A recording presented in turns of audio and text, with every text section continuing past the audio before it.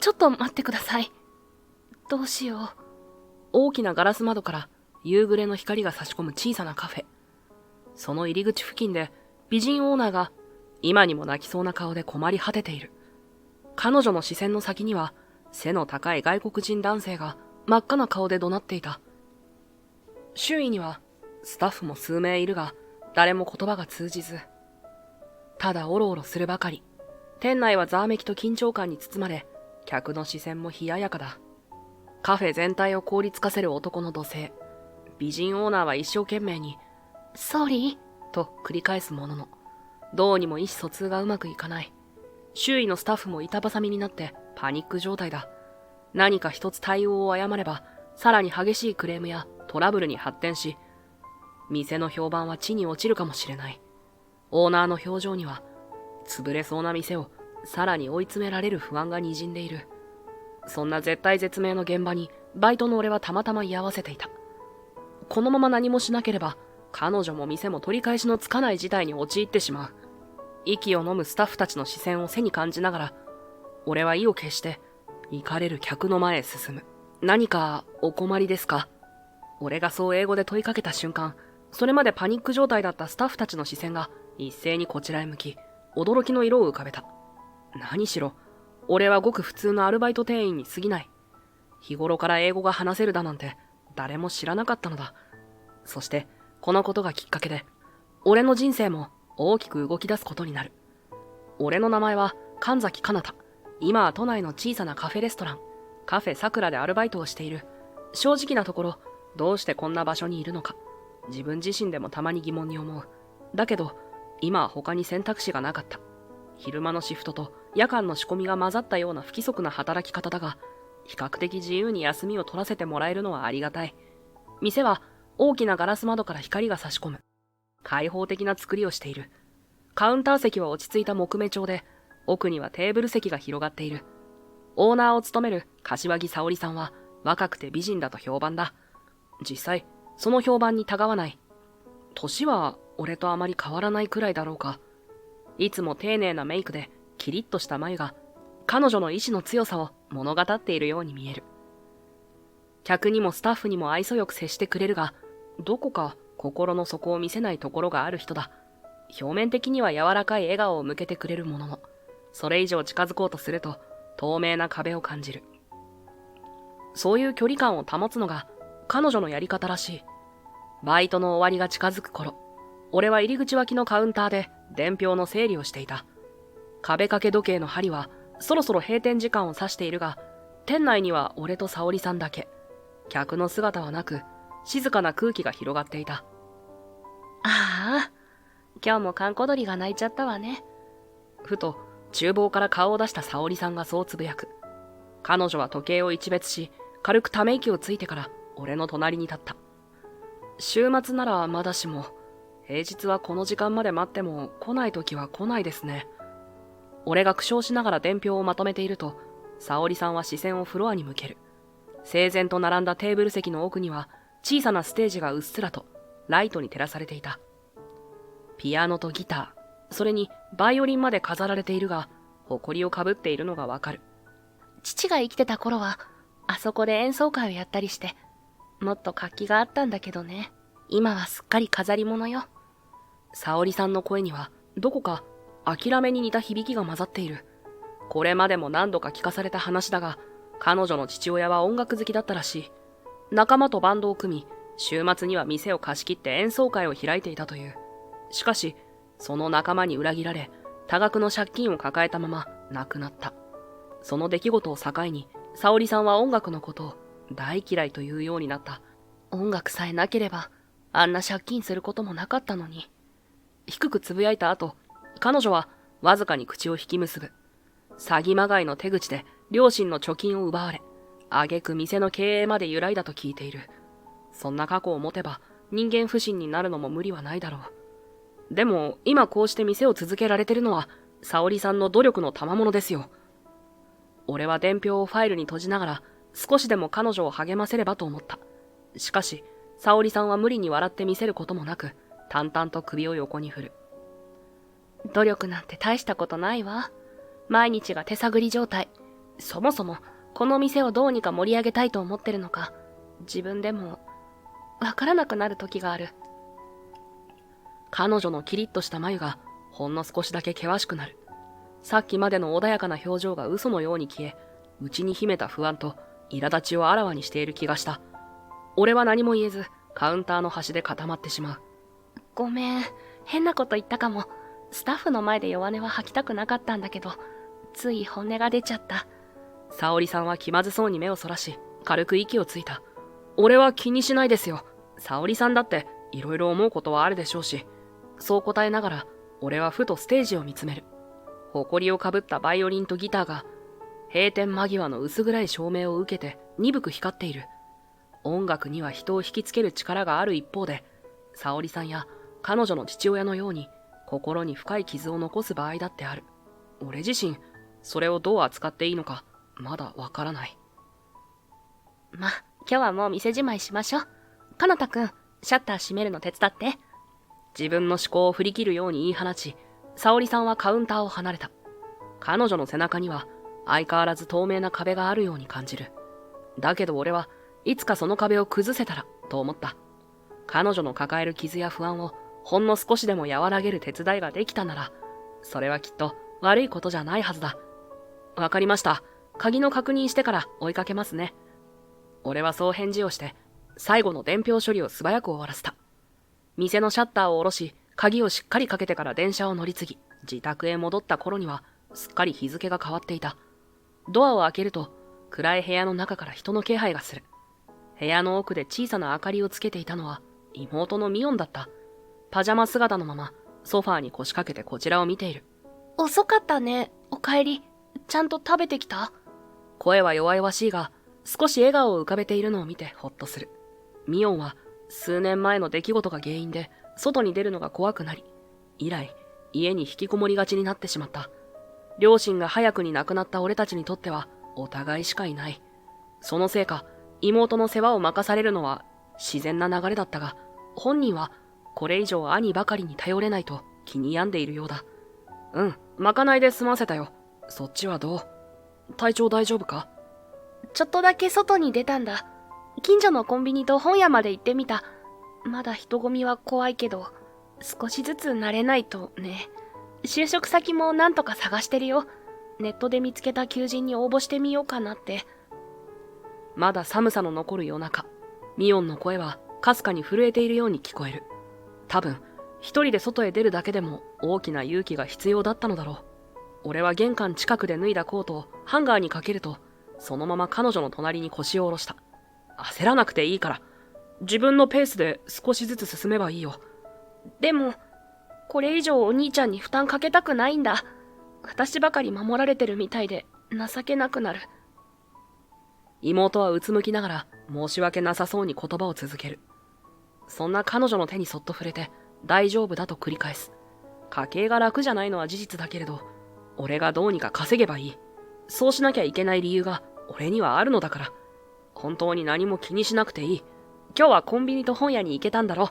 それだけでも大きな一歩だよ。そう声をかけると、ミオンはわずかに泣きそうな顔で微笑んだ。まだまだ先は長いかもしれない。けれど、その小さな一歩を一緒に支えるのが俺の役目だと信じている。家の中に漂う静寂は、店で感じた無人の寂しさとは違う、不思議な安堵を伴って俺を包み込んでいた。翌日、いつものようにカフェ桜でバイトをしていると、夕方頃に突然騒がしい声が聞こえた。ホールに出てみると、背の高い外国人の男性が店内でスタッフと言い争いをしている。彼の額には汗がにじみ、明らかに怒りをあらわにしていた。そばで沙織さんが困惑しながら、なんとか状況を収めようと奮闘している。彼の顔は真っ赤になり、何かを一生懸命に訴えているらしいが、スタッフは途方に暮れたように目を泳がせるばかりだ。近くで見守っている沙織さんも、ぎこちなく、申し訳ありません。と繰り返すばかりで、状況は全く収まる気配を見せない。どうしました？俺が思わず割って入ると、スタッフが安堵と戸惑いが入り混じった表情でこちらを振り向いた。それが、この方が英語でいろいろ言ってくるんですけど、さっぱり意味がわからなくて、急に怒り出して。わかりました。とりあえず俺が話を聞いてみます。そう告げると、男は待ってましたとばかりに俺の方へ詰め寄ってきた。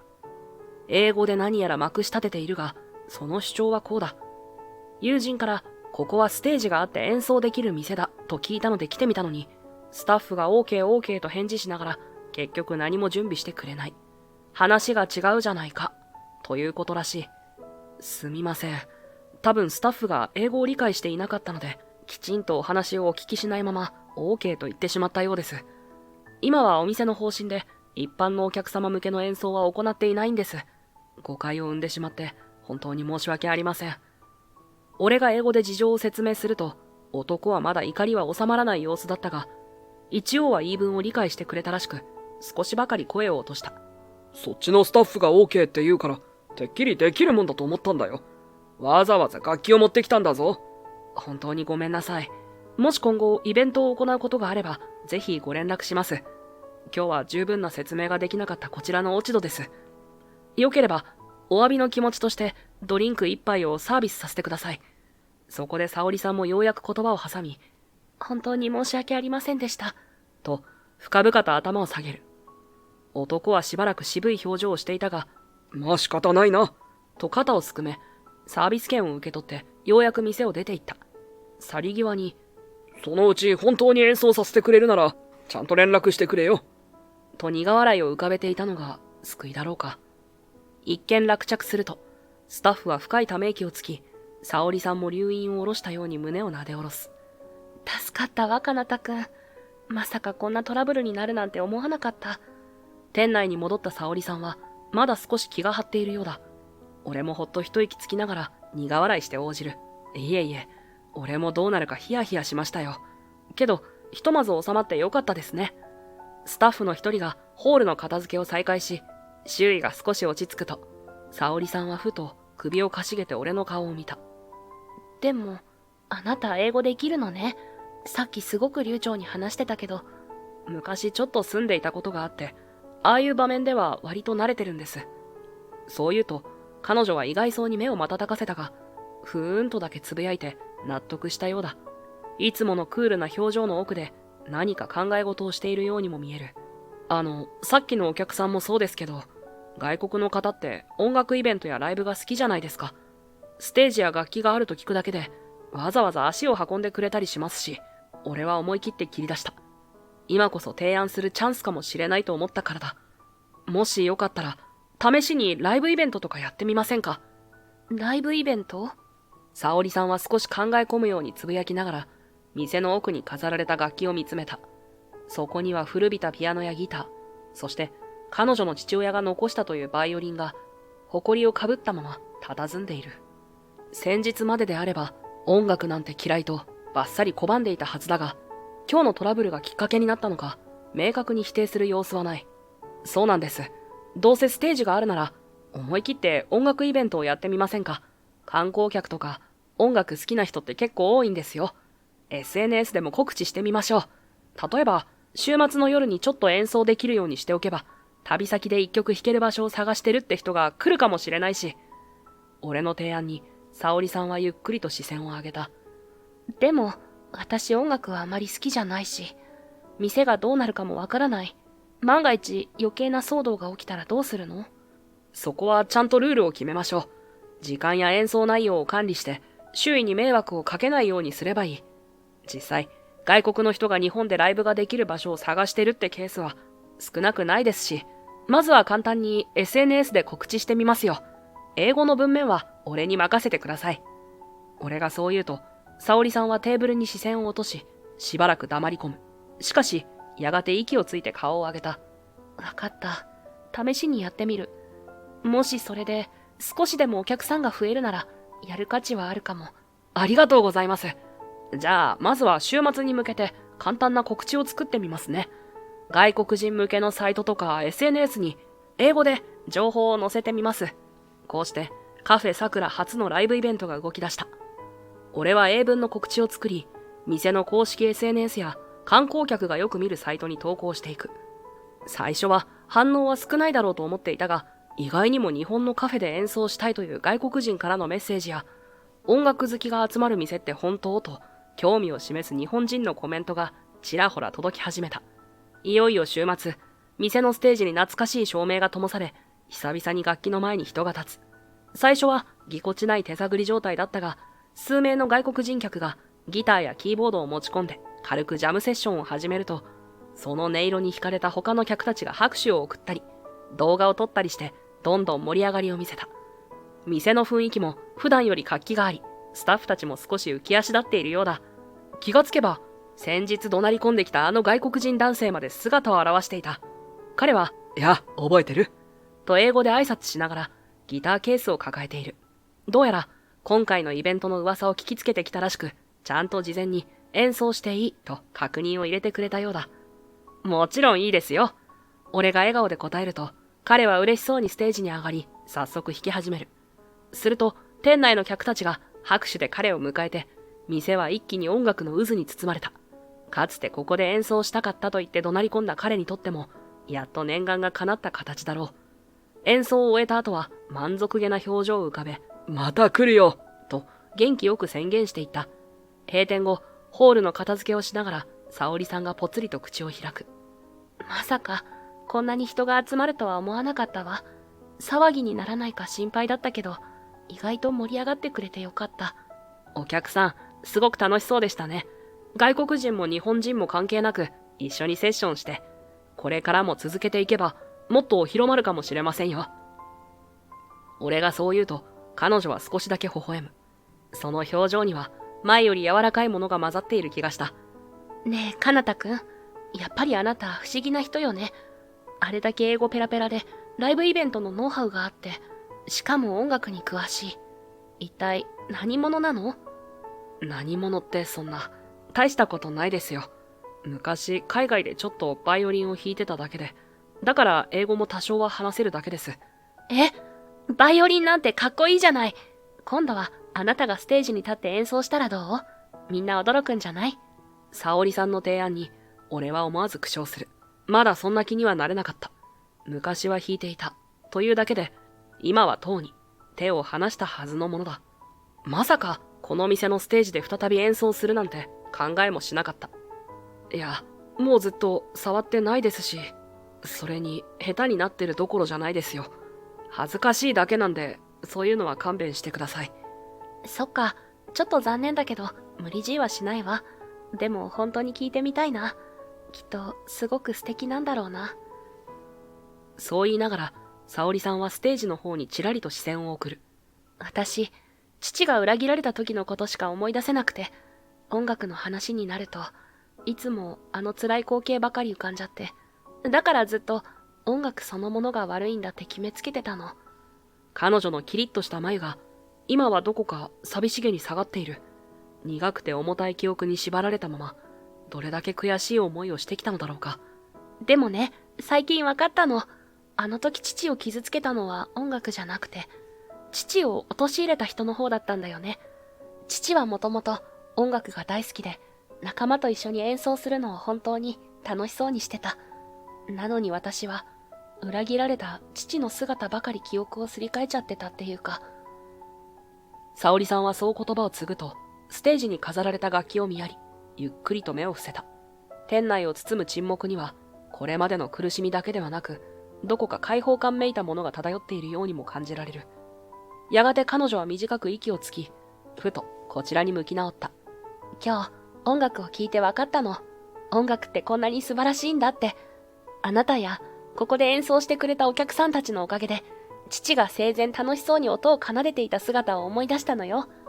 思い出させてくれて本当にありがとう。もしあなたに出会ってなかったら、きっとずっと音楽を嫌いなままだったと思う。ステージの楽器たちもきっと喜んでる。父もどこかで喜んでるはずだわ。そう語る彼女の声は震えているようで、同時にどこか晴れやかでもある。俺はそんな沙織さんを見つめながら、胸の奥がじんと熱くなるのを感じていた。いつか、あなたのバイオリンも聴かせてくれる？あなただってきっと素敵な音を奏でられるんでしょ？きっと優しい音色なんだろうな。期待を込めた眼差しがまっすぐにこちらを射抜く。俺はそれを受け止めきれず、思わず息を飲む。胸の奥がドキリと跳ねるような感覚を覚えながら、一生懸命に言葉を探した。そうですね。機会があれば、そのうちですけど、うまく弾けるかわかりませんけどね。少し弱気な返事しかできなかったけれど、沙織さんは穏やかな笑みを浮かべてくれた。翌朝、いつものように店へ出勤すると、カウンター越しに沙織さんが見慣れない男性と親しげに会話をしていた。柔らかな物腰で穏やかそうな笑みを浮かべているその男は、初対面の相手にしては随分と距離が近いように見える。俺が足を止めると、沙織さんが振り返り、少し照れくさそうな笑顔をこちらに向けた。おはよう、かなたくん。ちょうどよかった。紹介するわ。こちら早川さん。実は今朝、私が駅前で転びそうになったところを助けてもらってね。そのまま話してたら、音楽の話題で盛り上がったの。沙織さんの言葉に合わせるように、男が軽く会釈をする。スーツ姿だが、どこか優しげな雰囲気を持っており、人当たりの良さが伝わってくる。はじめまして、早川と申します。急に失礼かと思ったんですが、柏木さんのお店が音楽に力を入れていると聞いて、ぜひ拝見したくなりまして。実は、僕の父も音楽をやっていたんですが、数年前に亡くなってしまって、自分としては父の無念というか、夢を何とか受け継いでいきたいと思っていたんです。へえ、お父さんも音楽をされてたんですか。俺がそう返すと、早川は少し寂しげに目を伏せた後、穏やかな笑みを作り直した。ええ、小さなバンドを組んで活動していて、僕が子供の頃はよくライブハウスに連れて行かれたんですよ。だから音楽って僕にとっては特別な思い出が詰まったものなんです。実際、柏木さんとお話ししてみたら、お父様も音楽好きでステージを作ったって聞いて、ぜひその情熱を感じたいなと思って押しかけちゃいました。なるほど。確かにうちは父が残したステージがあって、最近になってイベントを始めたところなんです。私も最初は音楽をあまりよく思っていなかったんだけど、いろんな人の演奏を聞くうちに考えが変わり始めて、沙織さんはそう言いながら少し恥ずかしそうに視線を落とす。最近のライブイベントで客足が増えたことを、誇らしげに話す姿が微笑ましい。彼女が転倒を助けられたという経緯もあってか、早川との距離感は通常の初対面よりかなり近い印象だ。実は僕、父が亡くなってから色々あって、音楽をやる機会が減ってしまったんです。だけど、こうしてステージのある店に出会えるなんて、運命って言うんですかね。柏木さんが困ってるなら、僕にできることがあれば協力したいと思ったんです。例えば、SNS や広告の出し方なんかも僕なりに勉強してきましたし。早川は、控えめに笑いながらそう続ける。彼の言う通り、もし広告や発信に詳しいなら、店としても頼りになるかもしれない。沙織さんは、助かるわ。と、総合を崩してうなずいた。まだライブイベントを始めたばっかりで、どう広めたらいいのか悩んでたの。英語で情報を発信するにしても、かなたくん一人に任せっぱなしなのも申し訳ないし。いえ、僕もそこまで詳しいわけじゃないですから、誰かに助けてもらえるならありがたいですね。そう答えると、早川は嬉しそうに目を細めた。ぜひ、もしよければ、今度また改めてお時間をいただけませんか。僕としては、父の思い出を形にできるような場所を探していたところで、ここなら絶対素敵だと思うんです。もちろん、僕にできることがあれば何でも協力したい。大したことはできないかもしれませんが、一緒に盛り上げましょうよ。その言葉には、確かに音楽を愛してきた人間の熱がこもっている。沙織さんも完全に悪い気がしないのか。それじゃあ、近いうちにご飯でも行きましょうか。と、前向きに応じる。思わぬ形で音楽の縁が生まれたことに、彼女は少し楽しげな様子だ。ね、かなたくんも一緒に話を聞いてくれる？早川さん、きっと力になってくれるわよ。そうですね。僕でよければぜひ。そう言いながら微笑むと、早川は、よろしくお願いします。と、礼儀正しく頭を下げた。その姿は紳士的で親しみやすく、初対面というのを忘れるほど自然な空気をまとっている。同じように父親を失ったという共通点から、沙織さんはさらに親近感を持ったようだ。じゃあ、お仕事の邪魔をしてしまうので、僕はそろそろ失礼します。また連絡しますね。そう言い残し、ゆったりとした足取りで店を出ていく早川。転びそうになったところを支えてくれたっていうのは、ついてなかったけどラッキーだったのかもね。父の話題でここまで盛り上がる人は初めて。店のドアが閉まると、沙織さんは照れ笑いのままつぶやいた。まあ、いい人そうですね。音楽の話になると本当に嬉しそうでしたし。そうだよね。ちょっと前までの私なら他人から音楽の話を持ちかけられても拒否してたと思うけど、この間のライブイベントをきっかけに考えが変わったのかもしれない。ステージを眺めながら沙織さんはそうつぶやいた。その横顔は以前よりもどこか柔らかく、音楽に対してわずかながら希望を持ち始めたことを物語っている。彼女がこうして素直に前を向き始めたのは、俺にとっては嬉しい変化だ。だけど、その姿を見ていると、胸の奥に言葉にしづらい違和感が小さく住み着いているのを感じてしまう。せっかく店が盛り上がり始めているのに、なぜか胸がざわつくのだ。まるで先行きに不穏な影がちらついているように。深夜にアパートへ戻ると、リビングの明かりはまだついていた。ドアを開けると、妹のミオンがソファーに腰掛けて、こちらを出迎えるように振り向いた。ソファー脇には、使いかけのノート PC と、プリントアウトした書類の束が置かれている。おかえりお兄ちゃん。こんな時間まで仕事？ああ、少し遅くなった。どうしたんだ？眠れないのか？俺が靴を脱ぎながら尋ねると、ミオンは満面の笑みを浮かべて首を振った。眠れないんじゃなくて、嬉しくて寝られないって感じ。今日採用の連絡があったの。やっと働けることになったよ。本当か？やったじゃないか。思わず声が弾む。今まで外出すらままならなかった妹がリモートワークの求人を見つけて応募し、ついに就職が決まったのだ。これほど嬉しい報告はない。お兄ちゃんがいろいろ励ましてくれたおかげだよ。少しずつだけど、外にも出られるようになってきたし、やっぱり一歩進めた気がする。無理をしないでマイペースでやればいいさ。何かあればいつでも頼ってくれ。俺が率直な気持ちを伝えると、ミオンは照れたように笑って小さくうなずいた。その表情は明るく、以前の暗い影はだいぶ薄れている。それでね、早速部屋を片付けようと思ったんだけど、どうにも昔の荷物が多くて困ってるんだ。捨てるか残すか決めかねてるものが山ほどあって。なるほど。明日休みだし手伝うよ。ほんと？助かる。じゃあ、今から少しだけでも整理したいな。あんまり引っ張ると、またやる気が失せちゃいそうだし。そう言って、ミオンはすぐに立ち上がり、俺を自室へ案内する。部屋の中は段ボールや古い雑誌が散乱し、足の踏み場もない状態。引きこもりがちだった時期の名残だろう。一緒に仕分けを始めると、懐かしいアルバムやら、使いかけの文房具やらが次々と出てくる。あ、これ見て。子供の頃に遊園地行った時の写真じゃない？ミオンが一枚の写真を取り出しては、ケタケタと笑いながら思い出話をする。そんな風に穏やかな時間を過ごせるなんて、少し前までの彼女を見ていれば想像すらできなかった。部屋のあちこちに散乱した段ボールやアルバムを一緒に整理しながら、その変化を感じるだけでも、俺は少し誇らしい気持ちになる。ひとまず、古い雑誌の山をまとめ終えたところで、部屋の隅に放り込まれていた埃まみれの箱が目に留まった。蓋を開けると、中から色あせた写真やメモ、書類の束がこぼれ落ちる。その上に貼られた付箋には、もう捨てる予定と走り書きされていた。俺はその束を手に取り、確認するようにミオンの方へ視線を向ける。これ、もう捨ててもいいよな。何気なくそう口にした瞬間、ミオンの表情がふっと陰った。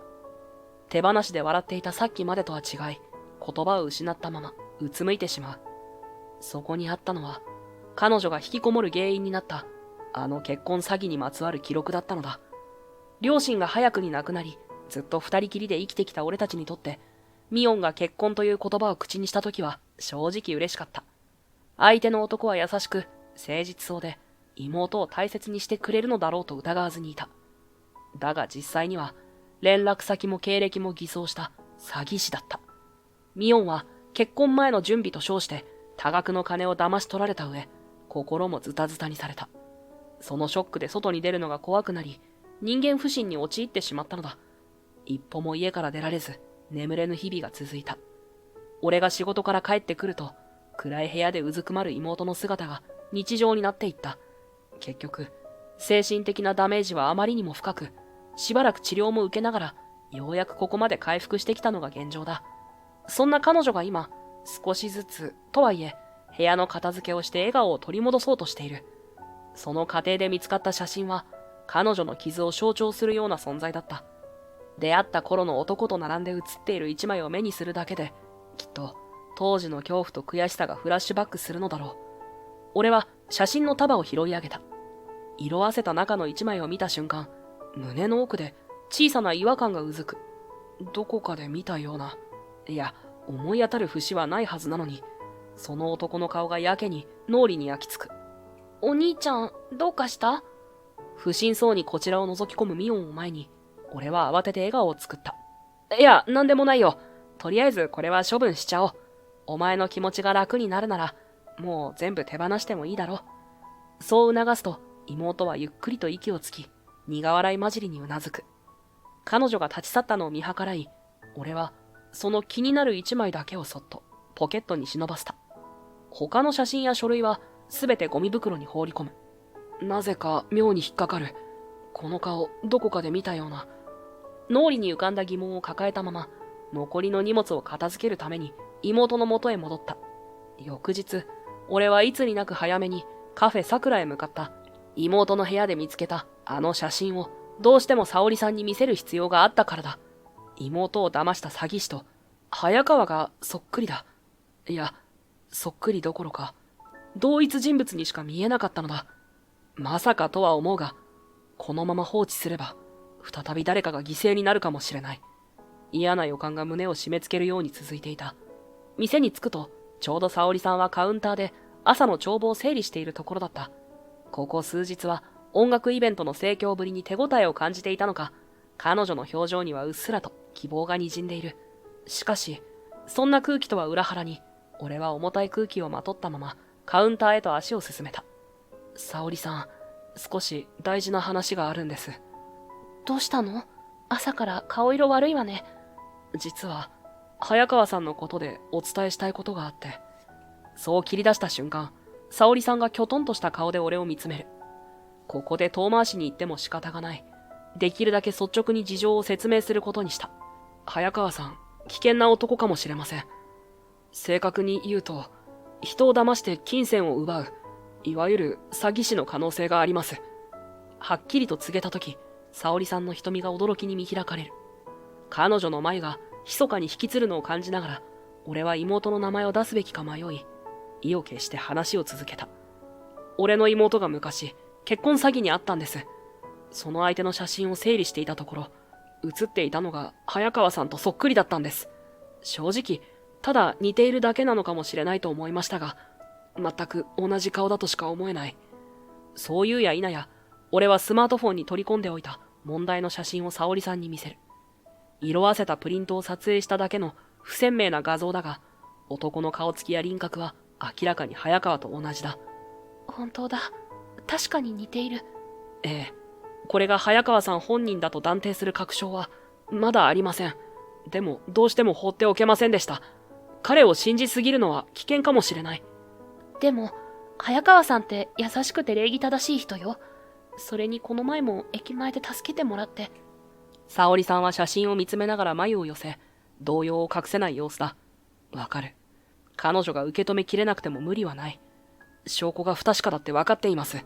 だけど、もし万一、という可能性もあるので、気をつけてほしいんです。もう少し身元を確認しては。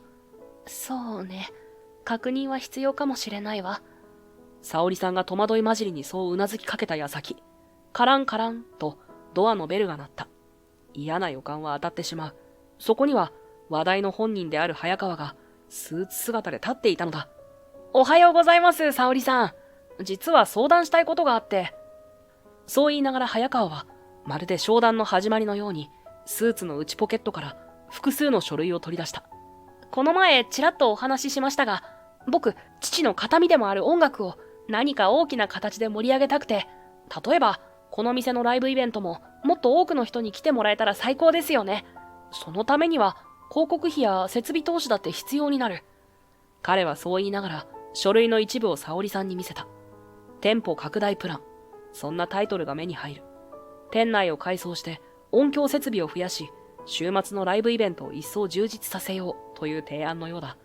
紙面には綿密な図面や予想収益のグラフらしきものまで用意されている。もちろん資金面をどうするのかっていう問題はあるけれど、僕が紹介できる投資家がいるんです。父のバンド仲間だった人のつてで、音楽関連に興味を持っている投資家やファンドが結構いて、こういう小さな規模のカフェを応援してくれるところもありますよ。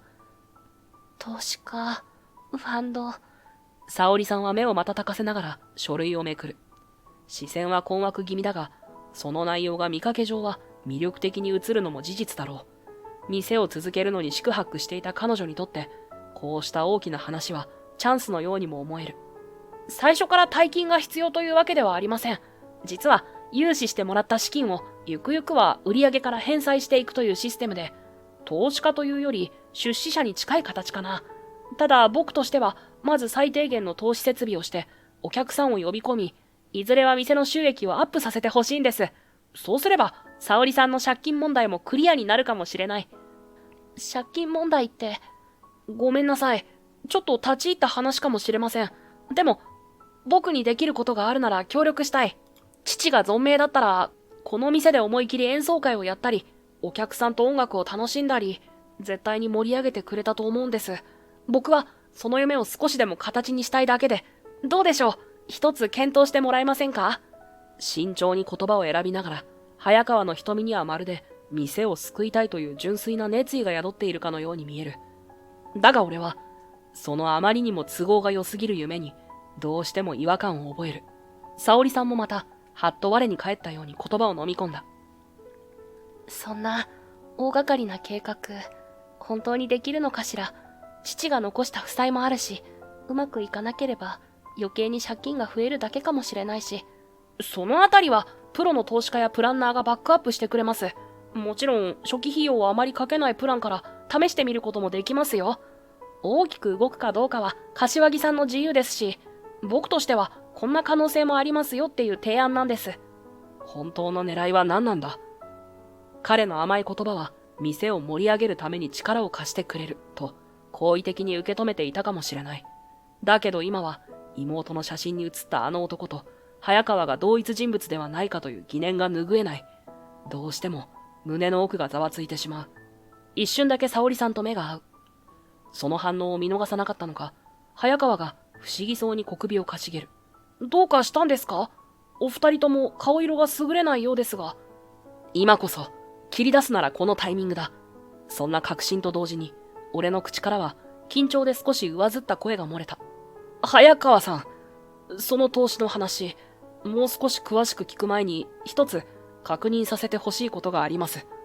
あなた、本当に早川という名前なんですか？その問いかけに早川は一瞬だけ眉を動かした。けれど次の瞬間にはいつも通りの朗らかな笑みを作り、首を軽く横に振ってみせる。名前ですか？もちろん本名ですよ。どうしたんですか急に。沙織さんは不審そうに俺を見やるが、俺は彼女に向けてそっと写真を差し出す。色あせたそれは妹が結婚詐欺にあった当時の男と並んで撮ったもの。まごうことなき早川の顔が映っている。ここから先はもう引き返せない。そんな予感を覚えながら俺は意を決して声を張った。失礼を承知で言います。この写真の男、早川さんにそっくりなんですよ。下の名前も生年月日もすべて嘘をついて、女性を欺いては金銭を騙し取るような人間だった。俺の妹がその被害者なんです。瞬間、店の空気が重く凍りつくような気がした。早川は写真に視線を落としたまま、ほんの数秒、息を飲んだように見えた。しかし次の瞬間、まるで芝居の幕が切り替わるように、彼は静かに顔を上げ、困惑したような表情を浮かべる。沙織さん、そして神崎くん、誤解があるならきちんと話しておきたいんです。そっくりだという写真ですが、これは何年も前のものですよね。正直僕も驚いています。確かに顔つきが似ているとは思いますけど、だからといって同一人物だという証拠にはならないでしょう。もしかしたら妹さんが違う誰かと誤解しているのでは。俺は思わず拳を握る。あくまで無関係だと主張するその言い分に納得できるはずがない。だが、あくまで早川は落ち着いた様子を崩さない。それに、僕の父も音楽仲間に騙されたことがあるんですよ。よくわかるんです。裏切りにあった時の辛さは。だから、もし妹さんが過去にひどい経験をされたなら、本当にお気の毒だと思います。だけど、僕はただ、沙織さんの店を盛り上げたいという気持ちでここにいる。結婚詐欺なんて全く身に覚えがありません。言葉こそ柔らかいが、その瞳には決して譲らないという強い意志が透けて見えた。ところで、このタイミングで言うのも心苦しいんですが、実は最近、店の備品がいくつか紛失しているって話を聞きまして、そのことを知ったのは、僕が投資話の下調べをしている時に、在庫リストを確認させてもらったからなんですが、スピーカーやマイクなど、ライブで使う機材が足りなくなっていて、神崎くんもしかして深夜に店へ来たりしていませんでしたか？映像の記録があるんです。早川はスマートフォンを取り出し、画面を沙織さんに向ける。そこには店内の防犯カメラらしき映像が再生されていた。日付は深夜。真っ暗なホールで、俺とそっくりな人物が機材を袋に入れて運び出している。そんな映像だ。ちょっと待ってくれ。これは何かの合成か編集だ。俺はそんなことしてない。でも、映ってるのは神崎くんに見えますよ。姿形も背格好も。まさか、双子の兄弟がいるとは聞いてないし。いえ、もちろん僕は断定するつもりはありません。ただ、店の備品がなくなったのは事実なので。絶句する俺と対照的に、早川は、終始困惑している風を装いながら言葉を続ける。視線を横に向けた沙織さんの顔はこわばり、たまらない様子で写真とスマホの画面を見比べていた。そんな、かなたくん。あなたがそんなことするわけないって信じたいけど、映像もあるし、どういうことなの？顔を上げた沙織さんの瞳には、疑念と戸惑いが濃く宿っている。過去に散々裏切りを経験してきた彼女だからこそ、証拠を示されると、一気に不安が増幅してしまうのだろう。だから、俺は何も盗んでない。そんな映像捏造に決まってるじゃないか。早川さんは嘘をついてる。俺はこの店を裏切るようなことは絶対にしない。誓って。一生懸命に訴える俺だが、沙織さんの表情は曇ったまま、早川と俺を見比べ続ける。深いため息をついた後、彼女はわずかにうつむいて言った。ねえ、かなたくん。あなたがこの店を助けてくれたことは、本当にありがたいと思ってるの。外国人のお客さんに英語で対応してくれたり、ライブイベントを提案してくれたり、それで店が少しずつ盛り上がってきたのは確かだし、感謝してるわ。でも、そこで言葉を切った沙織さんは、決定的なものを突きつけるように俺の目を見据えた。あなた、海外で活躍してたんでしょ？でも、ネットで検索しても何も出てこなかった。英語があれだけ話せるし、昔バイオリンをやってたっていうのに、例えば、コンクールに出てたとか、小さな情報すら見当たらない。正直、ずっと少しだけ引っかかってたの。あなたこそ、一体何者なの？私を騙そうとしてるわけじゃないの？絞り出すような声に胸が痛んだ。沙織さんの疑念を煽るように、早川は小さく首を振ってため息をついた。僕が知る限りでも、神崎くんがどういう経歴なのか確かに不透明なところが多いんですよね。それでいて、店の備品が紛失している現状がある。彼が絶対に盗んでいないと言い切れる人は正直いないでしょう。違う、俺は。もういいわ。静止するような沙織さんの声がひどく冷たく感じられた。目を伏せたまま、彼女は唇を震わせながら言葉をつなぐ。神崎くん、ごめんね。私、今はあなたを信じきれない。いろいろ助けてくれたことは本当に感謝してるけど、どうしても映像に映っていたのはあなたに見えたし、あなたが本当はどんな人間なのかがわからないの。ちょっと待ってください。俺は本当に何も。もう出て行って。今日までお世話になったけど、これ以上は。沙織さんの声は、悲しみが入り混じった低い調子だった。私はあなたを信じて、自分のことを全部話してきたつもりよ。父のこと、借金のこと、音楽が嫌いになった理由も。でも、あなたはどう？本当のあなたを私に見せてくれたことあったのかしら？一瞬、時が止まったように感じた。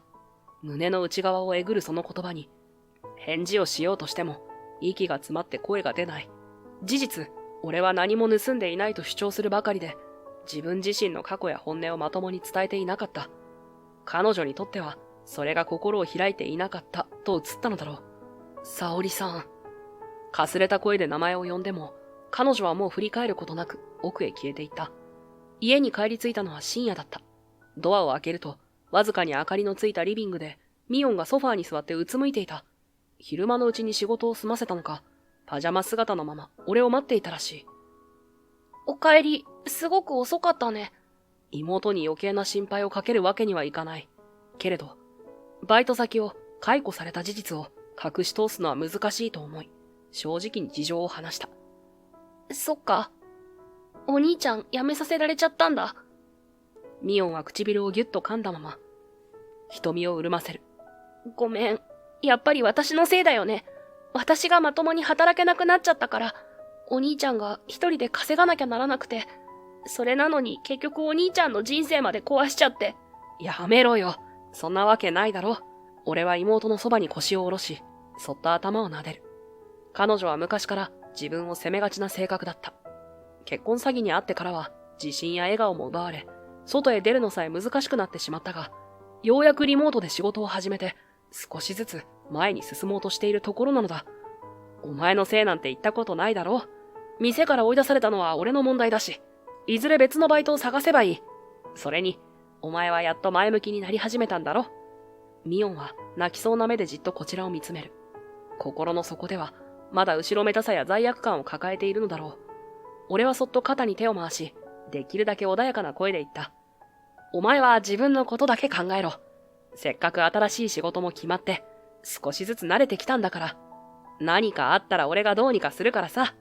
妹は震える声で、ありがとう。とつぶやくと、席を切ったように泣き出した。俺はその背中をさするしかできない。孤立無縁のようにも感じる今だが、妹の存在を守ることだけは、どんな状況でも変わらない俺の使命だった。翌日から、俺は慌ただしく職探しを始めた。差し当たり、日雇いの仕事や短期バイトなど、なりふり構ってはいられない。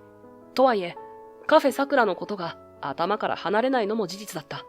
もし、あの早川が本格的に店の経営に口を出し始めれば、取り返しのつかないことになるかもしれない。そうして、悶々としていたある日のこと、昼下がり、古い求人サイトを眺めていたところへ、スマホの着信が鳴り響いた。画面に表示されたのは、カフェのスタッフ仲間の名だ。どうした？出ると、かなり焦った声が飛び込んでくる。神崎くん、やっぱりあんたに頼るしかない。早川さんが、投資契約を具体的に進めようとしてて、もうすぐ締結しそうなのよ。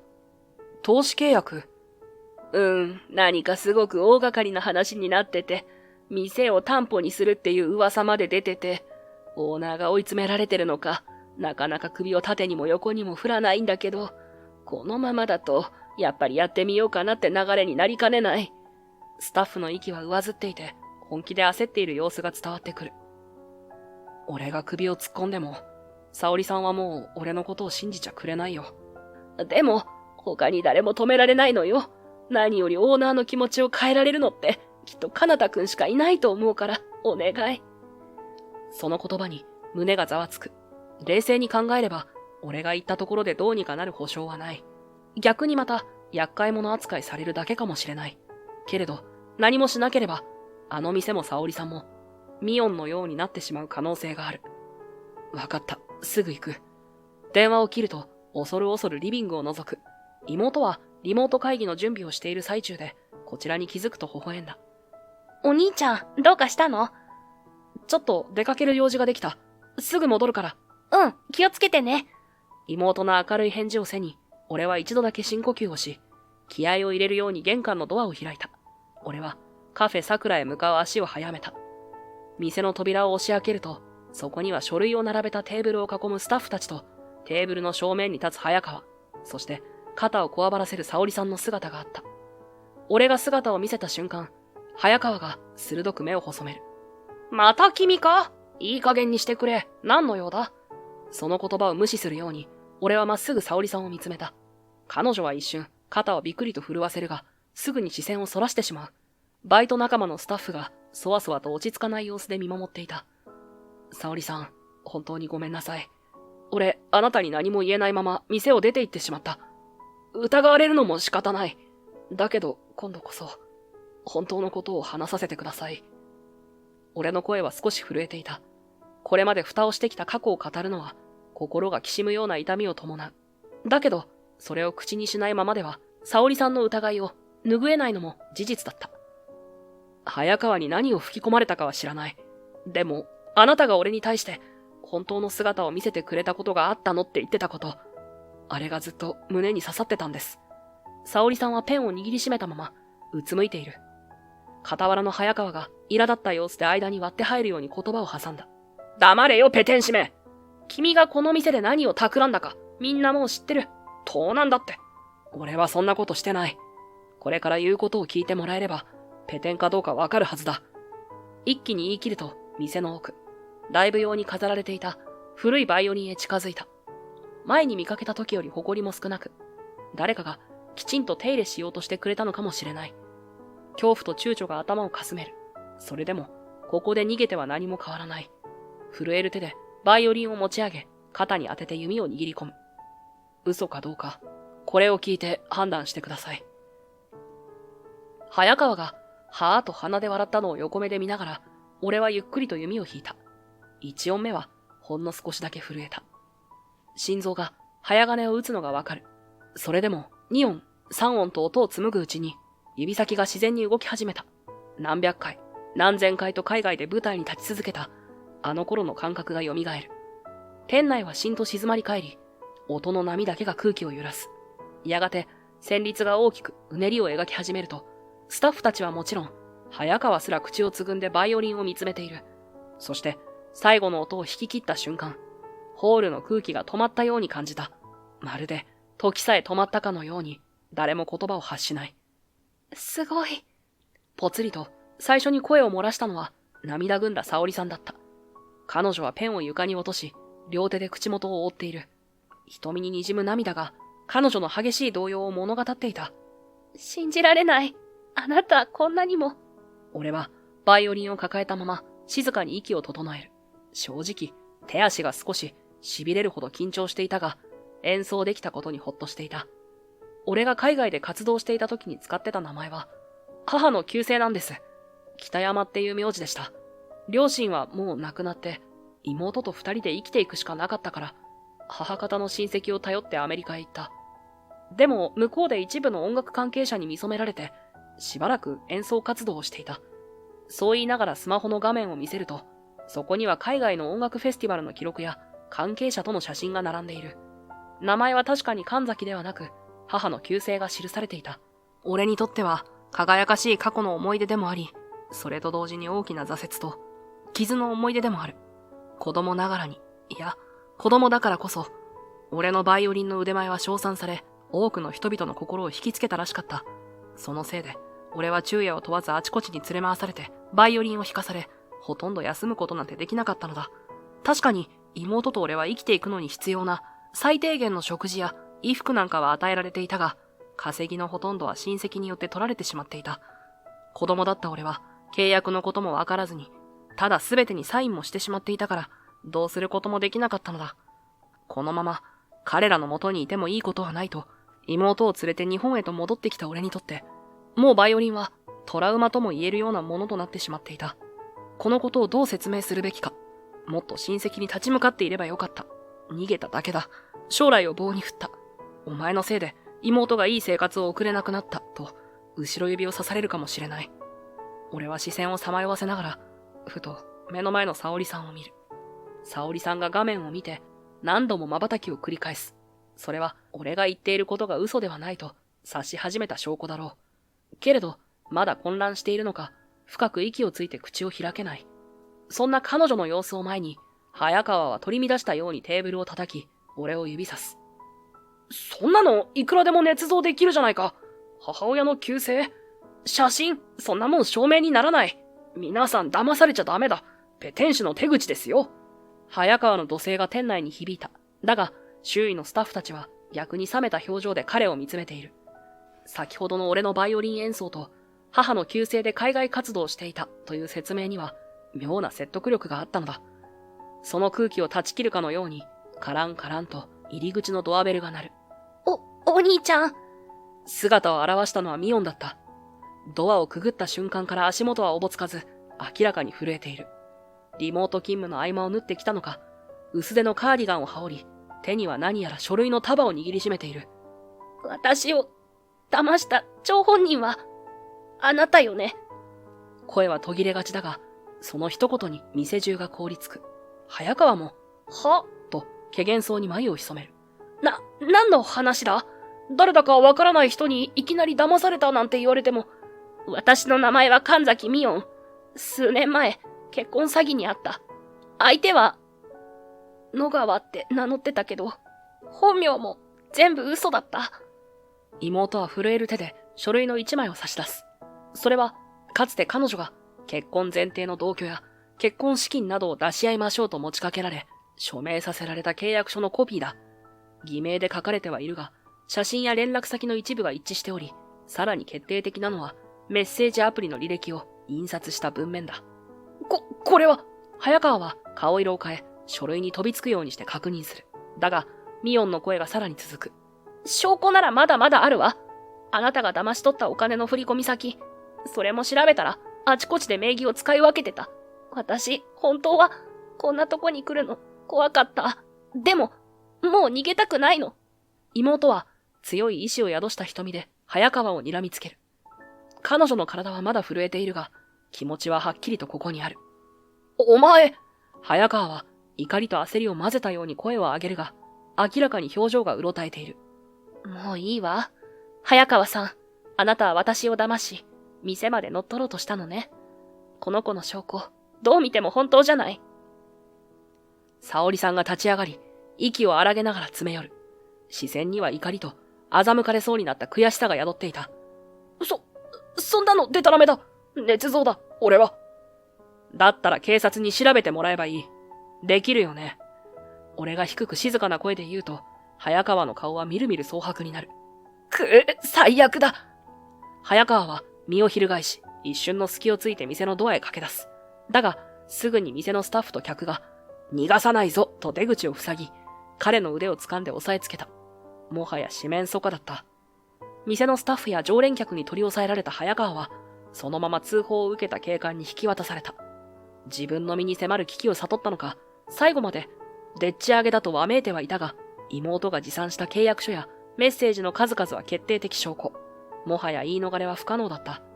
騒ぎが一段落すると、店内には妙な静寂と安堵が入り混じった空気が漂う。妹は緊張の糸が切れたのか、テーブルを支えにして大きく息をついていた。よくやったな。ありがとう。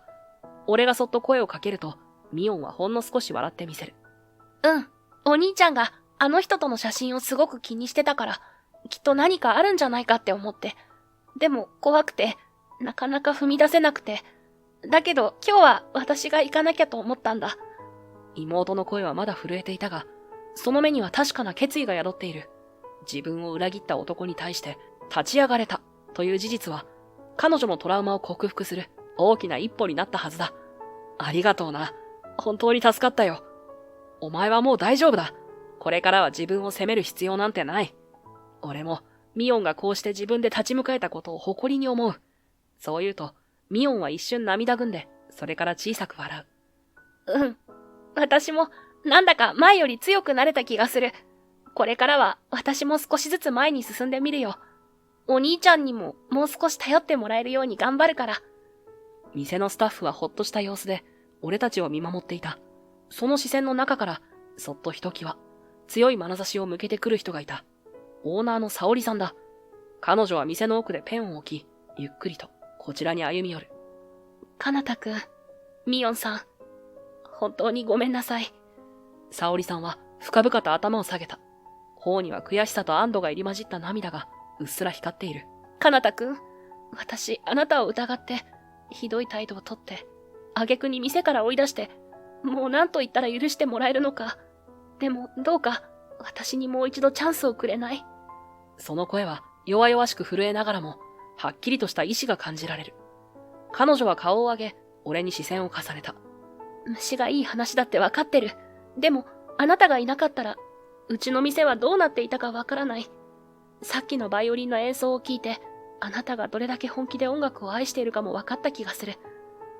もう一度、この店で一緒に働いてくれない？かなたくんが許してくれるなら、だけど。その姿に、俺は思わず心が揺さぶられる。ありがとうございます。俺、ここを離れてからずっと、この店を守れなくなるんじゃないかって気が気じゃなかった。だから、もう一度呼んでくれて、嬉しいです。穏やかに微笑むと、沙織さんの瞳からポロリと涙がこぼれ落ちた。彼女は思わず口元を手で覆い、声を詰まらせる。本当にごめん。あなたが海外で頑張ってきたことも、妹さんを守ろうとしてたことも、何も分かろうとしなくて。俺もきちんと言葉にできなかった。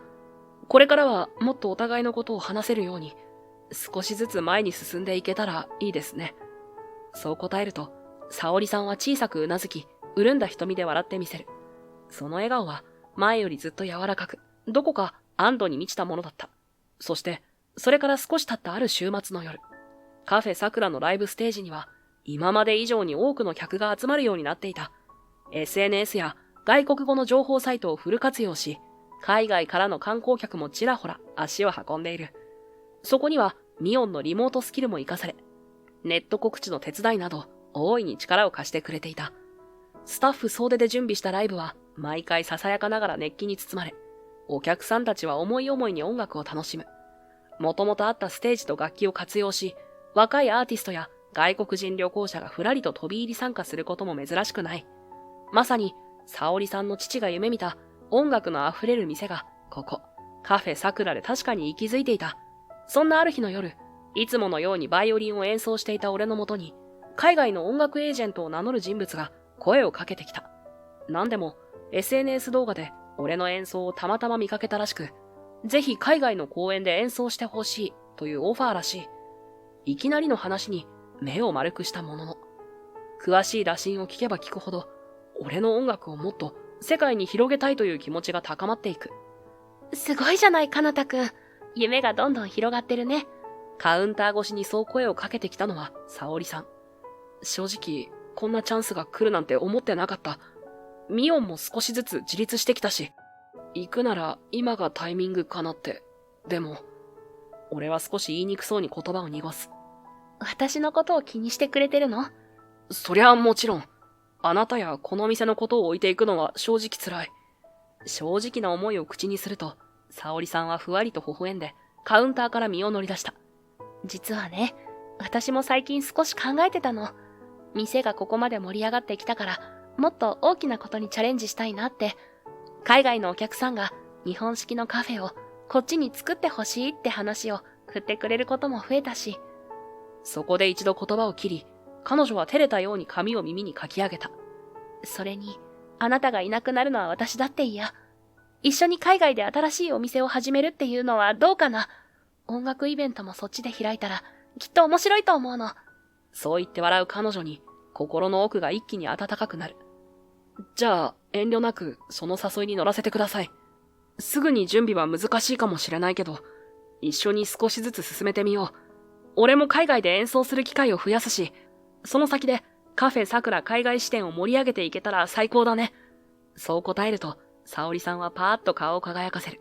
そして、カウンター越しから身を乗り出し、ごく自然な流れで俺の手に触れた。その仕草に思わず胸が高鳴る。俺は柔らかな指先で包まれた自分の手を少しだけ握り返し、言葉を交わすことなく、ただ微笑んだ。沙織さんも静かに微笑み返す。